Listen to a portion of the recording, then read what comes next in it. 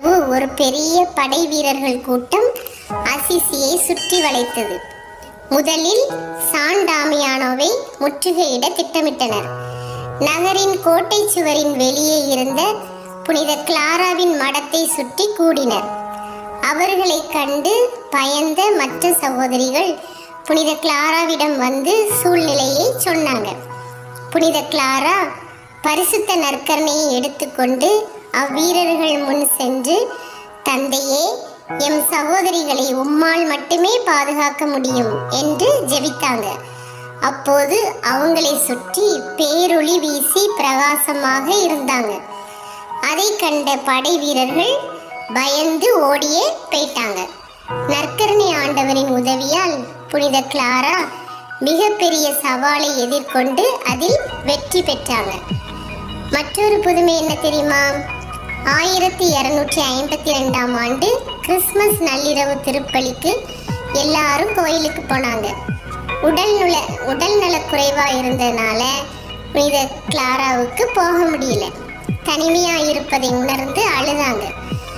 ஆனால் மாதா சூசேப்பருக்கு பாலன் இயேசு பிறக்க கிடைத்த இடத்தை விட தான் தங்கியிருக்கும் மடம் எல்லா வசதியும் உடையதாக இருப்பதை உணர்ந்து தியானிக்க ஆரம்பிச்சாங்க.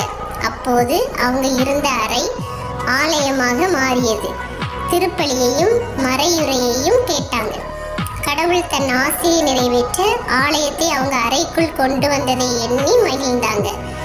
நற்கருணை ஆண்டவர் மீது அளவற்ற பக்தி கொண்ட புனித கிளாரா புனித பிரான்சிஸ் அசிசி எழுதிய இயேசுவின் சிலுவை துன்பம் பற்றிய ஜெபம் வழியாக இயேசுவின் துன்ப பாடுகளில் பங்கேற்றாங்க. இரவு நேரங்களில் நற்கருணை ஆண்டவரை ஆராதிப்பதில் அளவில்லா மகிழ்ச்சி அடைந்தாங்க. புனித கிளாரா 28 ஆண்டுகள் நோயற்ற நிலையில் வாழ்ந்தாங்க. நோயற்ற நாட்களில் நற்கருணையே அவரது உணவாக மாறியது. தமக்கென வாழாமல் பிறர்க்கென வாழ்ந்த புனித கிளாரா தனது 59வது வயதில் 1253ஆம் ஆண்டு ஆகஸ்ட் 11ஆம் நாள் இறந்தாங்க.